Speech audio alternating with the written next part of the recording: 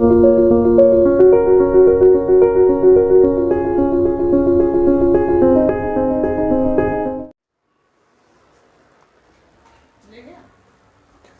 हिंद। आज हम लोग हिस्ट्री के एक सेगमेंट में इम्पॉर्टेंट है जिसे आप प्राचीन भारत में मौर्य काल के नाम से जानते हैं। ये मौर्य डायनेस्टी या मौर्य काल जो है ये इतिहास में एक मेजर सेगमेंट है। अगर हम बात करेंगे इंडस वैली सिविलाइजेशन यानी सिंधु घाटी सभ्यता, उसके बाद दूसरा बात है वैदिक काल यानी at the end of Indus valley civilization वैदिक काल यानी वैदिक एरा। वैदिक एरा के बाद हम शुरू करेंगे राइजिंग ऑफ मगधा, मगध का उत्कर्ष, और मगध के उत्कर्ष के बाद जो है हम शुरू करेंगे कि rising of Maurya dynasty, Chandragupta Maurya, Bindusara और अशोक, तमाम बातें करेंगे। इनमें हमने बात ख़त्म कर ली है मौर्य काल के जो प्रमुख राजा थे। अब हम लोग बात करने वाले हैं कि मौर्य काल का जो सामाजिक जीवन था, जो राजनीतिक जीवन था, जो आर्थिक जीवन था, वो कैसा था। तो यहाँ पर हमने कुछ आपकी जानकारी के लिए कुछ मटेरियल लिखा हुआ है, but before moving on this, काल की अगर आज की प्रशासन से तुलना करेंगे तो उस समय विकेंद्रीकृत शासन प्रणाली थी जो चंद्रगुप्त मौर्य जिसको फॉलो करवाते थे, और जो मेन कॉन्सेप्ट था वो कौटिल्य का था। विकेंद्रीकृत मतलब कि डिसेंट्रलाइज रूलिंग सिस्टम था, मतलब जो सत्ता थी वो केंद्र में एक व्यक्ति के पास न होकर के अलग अलग जगहों पर वो केंद्र के अलावा बाकी जगहों पर सत्ता का डाइवर्सिफिकेशन था, यानी दूर गांव तक भी सत्ता लोगों के हाथ में थी और उनके संचालन की अनुमति और तमाम शक्तियां उनके पास थी। पहली बात, कौटिल्य द्वारा लिखी हुई अर्थशास्त्र जो है एंशिएंट भारत का सबसे पुराना पॉलिटिकल साइंस का बुक है, ये आप लोग जानते होंगे।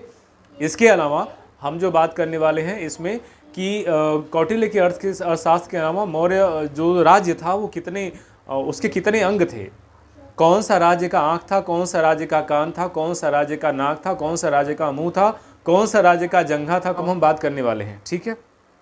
इसके अलावा सप्तांग सिद्धांत क्या है, राज्य में 7 लोग कौन कौन से शामिल थे, उसमें कौन जो है कृषक है, कौन अहिर है, कौन जो है शिल्पी है, कौन सभासद है, इसका क्या ट्रेंड है वो हम देखने वाले हैं।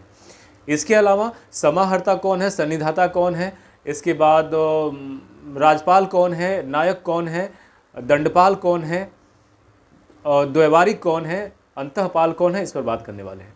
इसके अलावा हम बात करने वाले हैं कि मौर्य काल में जो टैक्स होता था वो कितना होता, ज़मीन का जो भूमि कर था वो कुल कमाई का 1/4 से 1/6 होता था, और टैक्स चोरी करने वाले को मृत्युदंड दिया जाता था, ये भी चर्चा हम करने वाले हैं।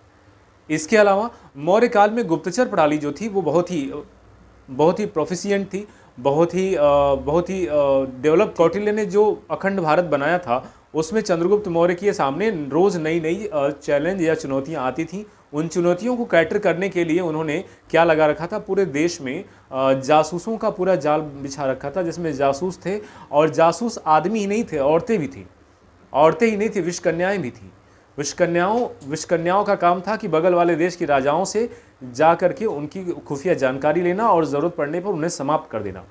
ये जो तमाम पॉलिसी थी ये गुरु चाणक्य की पॉलिसी थी, जो उन्होंने अपने राज्य को विस्तार करने के लिए, राज्य को ताकतवर बनाने के लिए और अक्षुण बनाने के लिए चलाया था। तो कौटिल्य का अर्थशास्त्र मौर्य साम्राज्य के बारे में बहुत कुछ जानकारी देता है। इसके बाद विशाखदत्त का मुद्रा राक्षस और मेगस्थनीज की इंडिका, ऐसे न जाने कितने प्रमाण हैं जो मौर्य साम्राज्य के बारे में आपको बताते हैं।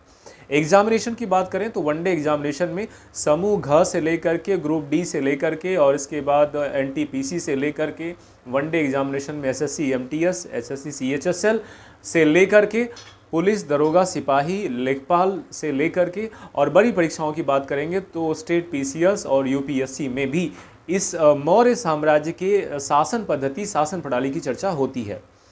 तो बिना देर किए हुए अपनी कॉपी पेन को उठा लीजिए और चलिए मेरे साथ कुछ संकलित करने की कोशिश करिए, क्योंकि ये बहुत ही क्लासीफाइड करके आपके लिए बनाया गया है। तो सबसे पहले हम लोग बात करेंगे कि मौर्यकालीन, हेडिंग है कि मौर्यकालीन राजनीतिक व्यवस्था क्या थी, political system in Maurya dynasty. यहाँ पर लिखा है कि 137 सालों तक मौर्य शासन चला था, ठीक है। चंद्रगुप्त मौर्य के सिंहासनारोहण के बाद 137 सालों में जाकर के समाप्त हुआ। बृहद्रथ मेरे ख्याल से मौर्य साम्राज्य का अंतिम शासक था। विकेंद्रीकृत शासन प्रणाली थी, मतलब डिसेंट्रलाइज, इस पर चर्चा हो गई है। और आज की जो भारत की रिजीम है ज़्यादातर फॉलो करती है डिसेंट्रलाइज रिजीम, मतलब विकेंद्रीकृत शासन प्रणाली को ये फॉलो करती है, जिसमें क्या होता है कि ऊपर से लेकर के नीचे तक शक्तियों का बंटवारा अलग अलग स्ट्रेटा में किया गया है। जैसे कि ग्राम पंचायतों के पास उनकी अपनी शक्तियां होती हैं, जिला पंचायत क्षेत्र पंचायतों के पास अपनी अलग शक्तियां। हालांकि ये प्रोविज़न पहले से भी चला रहा है भारत में, तो ये कहाँ से लिया गया है, जो ये पहले भी चलता था। इसमें कहते हैं कि जो राजा था यानी सम्राट था, उसकी सहायता के लिए एक मंत्रिपरिषद थी, जिसे आप मिनिस्टर बोलते हैं, काउंसिल ऑफ मिनिस्टर, और इनकी संख्या 12 हो सकती थी, 16 हो सकती थी या 20 हो सकती थी। चलिए आज से तुलना करते हैं। आज हमारे पास जो पार्लियामेंट है वो 3 चीज़ों से मिलकर के बनी है। एक तो है लोकसभा, दूसरा है राज्यसभा और तीसरा है कौन, राष्ट्रपति। संसद जो है 3 चीज़ों से मिलकर बनी है, लोकसभा, राज्यसभा और राष्ट्रपति। ये तो केंद्र के लेवल पर है। राज्यों के लेवल पर राज्य विधानमंडल है, जिसमें राज्यपाल है, विधानसभा है और विधान परिषद है। ऐसा ही कुछ शासन था पहले, और इसकी संख्या 12, 16 और 20 होती थी। अर्थशास्त्र में शीर्ष अधिकारी को तीर्थ कहते थे। फिर देखिएगा, कौटिल्य के द्वारा लिखी हुई अर्थशास्त्र में जो टॉप ऑफिशियल था उसको क्या कहते थे, तीर्थ कहते थे। ये घूमने फिरने वाला तीर्थ नहीं है, ये तीर्थ ऑफिसर्स होते थे। और इट वॉज कॉल्ड द महामात्या, इनको क्या कहते थे, महामात्या कहते थे। और यहाँ पे मैंने लिखा है अमात्य योग्य मंत्रियों का समूह था, जिन्हें कैबिनेट आज कहते हैं। कैबिनेट और मंत्रिमंडल में क्या अंतर है, जो कैबिनेट है वो उसमें प्रधानमंत्री के साथ इंपॉर्टेंट मिनिस्टर्स भी होते हैं। आइए देखते हैं कि यहाँ पर तीर्थों की संख्या 18 थी। नगर प्रशासन की बात करेंगे, इनको मैंने यहाँ पे डिटेल आउट नीचे किया हुआ है, मैं आपको यहाँ पे दिखा दूंगा। तो नगर प्रशासन की बात करेंगे तो देखिएगा कि नगर प्रशासन जो है 30 सदस्यीय मंडल करता था, और इन 30 सदस्यीय मंडल में जो है 6 समितियां थी, और हर एक में 5-5 जो थे वो लोगों का ये समूह था। तो 5 × 6 = 30 हो गई।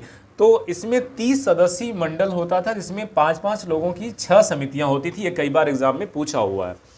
आर्मी भी इसी तरह से, इनकी जो मौर्यों की जो सेना थी ये भी 6 समितियों में होती थी, और हर समिति में 5-5 ऑफिशियल्स होते थे। मौर्य सेना में हर समिति में 5-5 ऑफिशियल होते थे, और इसी तरह से जो है मंत्रिमंडल में भी इस तरह से ऑफिशियल्स होते थे। आते हैं हायरार्की को देखते हैं। तो जो साम्राज्य है, जो थ्रोन है, जो मेन राजा सम्राट जहाँ बैठता है, जहाँ चंद्रगुप्त मौर्य बैठता है, अशोक बैठता है, वो साम्राज्य 5 प्रांतों में बांटा गया था। तो पूछता है कि मौर्य साम्राज्य कितने प्रांतों में बांटा गया है, तो ये 5 प्रांतों में बांटा गया था। इन प्रांतों को क्या कहते थे, चक्रा कहते थे, चक्रा। हर प्रांत विषय में बांटा गया था, और विषयों का हेड जो था वो विषयपति कहलाता था। इसका मतलब आप सोचिएगा कि जो प्रांत है उन प्रांतों का क्या होना है, उन प्रांतों छोटे छोटे स्टेट में करेंगे कवर, स्टेट को डिस्ट्रिक्ट में, डिस्ट्रिक्ट को तहसील में करेंगे। तो उस तरह से ये विषय था। विषय को गोपा में बांटा गया था। आज जो आपका तहसील है या ब्लॉक कहेंगे, तो ये गोप होते थे। एक गोप में 10 गांव का समूह होता था, और गांव जो है सबसे छोटी इकाई होती थी। तो साम्राज्य को प्रांतों में, प्रांतों को विषय में, विषय को गोपा में, गोपा को ग्राम में बांटा गया था। ठीक है, आइए यहाँ देखते हैं कि सेल टैक्स यानी बिक्री कर 1/10 था, और भूमि कर 1/4 से 1/6 था। इन दोनों का अंतर समझिएगा। कहते हैं कि जो बिक्री कर को जो चोरी करता था उसे सजाए मौत दी जाती थी, मौत की सजा दी जाती है। आजकल क्या करते हैं, आजकल यहाँ पर टैक्स चुराते हैं, और टैक्स हेवन वाले देशों में, जैसे वो मॉरिशस हो गया, सिंगापुर हो गया, अन्य देशों में वो बेच करके भाग जाते हैं। इंग्लैंड में कुछ लोग भाग जाते हैं, कुछ लोग भाग जाते हैं मॉरिशस में, कुछ लोग फिजी में भाग जाते हैं, कुछ लोग मलेशिया में भाग जाते हैं। वहाँ पे ये व्यवस्था नहीं थी, वहाँ पे सजाए मौत मिलती थी। ये एक अच्छा काम होता था, जिससे रेवेन्यू चोरी नहीं होता था। अब हम लोग आते हैं, सड़क निर्माण का अधिकारी एग्रोनोमई कहलाता था, जिसे आज CPWD जो आज करती है, आज जो काम सड़क बनाने का CPWD करती है, वो उस समय काम करता था एग्रोनोमई। गुप्तचर अधिकारी को महामात्य सर्प कहते थे। महामात्य सर्प जो था इंटेलिजेंस ऑफिसर होता था, महामात्य सर्पा इंटेलिजेंस ऑफिसर। और पूरे देश में गुप्तचरों का जाल होता था, और ये गुप्तचर फैले रहे। गुप्तचरों को क्या कहते थे, गूढ़ पुरुष कहते थे। गूढ़ पुरुष मतलब कि IB ऑफिसर, ये भेष बदल के घूमते थे। 2 तरह से गुप्तचर काम करते थे। एक तो कहीं ना कहीं अपना ऑफिस बना लेते थे, जिसे संस्था कहते थे, और दूसरा जो था वो भेष बदल कर घूमते थे, जिन्हें संचरा कहते थे। संस्था और संचरा 2 तरह के गुप्तचर होते थे। ठीक है, तो यहाँ पे मैंने लिखा है, एक थी संस्था और दूसरी थी संचरा। ठीक है, घूमकर जासूसी करने वाले को संचरा कहते थे, और एक जगह रह कर करने वाले को संस्था कहते थे। डिस्ट्रिक्ट जज जो थे वो रजुक कहलाते थे। डिस्ट्रिक्ट मतलब जिला जज जो थे, जो जिला न्यायाधीश थे, ये क्या कहलाते थे, ये रजुक कहलाते थे। जिला न्यायाधीश क्या कहलाते थे, रजुक कहलाते थे। सीता भूमि, भूमि कितने तरह की होती थी, एक सीता भूमि होती थी जो सरकार के कब्जे वाली भूमि थी। दूसरी ज़मीन को कहते थे अदेव मात्रिक, ये वो ज़मीन थी जो बिना वर्षा वाली ज़मीन थी। बिना वर्षा वाली ज़मीन को अदेव मात्रिक कहते थे। सीता भूमि सरकारी ज़मीन को कहते थे। Megasthenes divide Indian society in 7 sector, Megasthenes ने भारतीय साम्राज्य को 7 सेक्टर में बांटा था। मेगास्थनीज ने भारतीय समाज को मेगास्थनीज की इंडिका में 7 सेक्टर में बांटा था। सातों सेक्टर कौन थे, आइए देखते हैं। पहला था दार्शनिक, दूसरा है किसान, तीसरा है अहिर, इसके बाद है कारीगर, इसके बाद है सैनिक, सैनिक के बाद निरीक्षक, निरीक्षक के बाद सभासद। उल्टा चलिए, सभासद, निरीक्षक, सैनिक, कारीगर, अहिर, किसान, दार्शनिक, इस तरह से 7 भागों में मेगास्थनीज की इंडिका ने बांटा है। हालांकि कौटिल्य के सप्तांग सिद्धांत को मैं यहां बताने वाला हूं। कौटिल्य के सप्तांग सिद्धांत के अनुसार जो राज्य था, राज्य 7 तत्वों से मिलकर के बना था। राज्य कितनों से मिलकर के बना था बच्चों, 7 तत्वों से। पहला था राजा, राजा जो है वो राज्य का सिर होता था। दूसरा था अमात्य, जो राज्य की आंख होती थी। अमात्य स्पेशल कैबिनेट मिनिस्टर्स का ग्रुप था। तीसरा था जनपद, जो राज्य का जंघा होता था। चौथा था दुर्ग यानी किला, जो राज्य की बाहें होती थी। पांचवा था कोष, जो राज्य का मुख होता था। छठवां था दंड, जो राज्य की सेना होती थी, वो मस्तिष्क होता था राज्य का। मित्र जो होते थे वो राज्य के कान होते थे। इस तरह से सप्तांग सिद्धांत को कौटिल्य ने अर्थशास्त्र में दिया है। इसके अलावा हम यहाँ पे लिखे हैं कि स्वतंत्र वैश्यावृत्ति करने वाली स्त्रियों को रूपा जीवा कहते थे। ये गुप्त काल में भी था और मौर्य काल में भी था। स्वतंत्र वैश्यावृत्ति करने वाली स्त्रियों को रूपा जीवा कहते थे। यहाँ देखिए तीर्थों की संख्या, जो यहाँ पे मैंने यहाँ पर तीर्थ लिखा है, इसको मैंने यहाँ पर उठा के ला दिया है नीचे, और यहाँ पे मैंने लिखा है कि तीर्थों की संख्या कितनी थी बच्चों, 18 थी। 18 का नाम देखिए, एक मंत्री था जिसे मंत्री कहते हैं, एक पुरोहित है, एक सेनापति है, एक युवराज है, समाहर्ता रेवेन्यू कलेक्टर था, सन्निधाता ट्रेजरी ऑफिसर था, इसके बाद नायक है, नायक के बाद दंडपाल जिसे पुलिस कहते थे, दुर्गपाल जो दुर्गों की रक्षा करता था, अंतःपाल जो राज्य के अंदर के सारे किलों की रक्षा करता था, उसे क्या कहते थे, अंतःपाल कहते थे। इसके बाद लास्ट वाला व्यावहारिक यानी प्रधान न्यायाधीश था। फिर से सुनिएगा, कौटिल्य के अर्थशास्त्र में शीर्ष अधिकारियों को महामात्य को या उन्हें महामात्य को तीर्थ कहते थे। इनकी संख्या 18 थी। मंत्री, पुरोहित, सेनापति, युवराज, समाहर्ता, सन्निधाता, नायक, दंडपाल, दुर्गपाल, अंतःपाल, व्यावहारिक। तो इस तरह से आपने देखा है कि मौर्य काल में जो पूरा का पूरा राजनीतिक सेटअप था वो कैसा था, डिसेंट्रलाइज था, अलग अलग ऑफिसर थे और सब अपने कार्यों को बाखूबी निभाते थे। आज की जो हमारी रिजीम है, इंडियन और कई देशों के रिजीम है, ये बहुत पहले ही ऐसा सेटअप कौटिल्य ने अपने देश में लगा दिया था।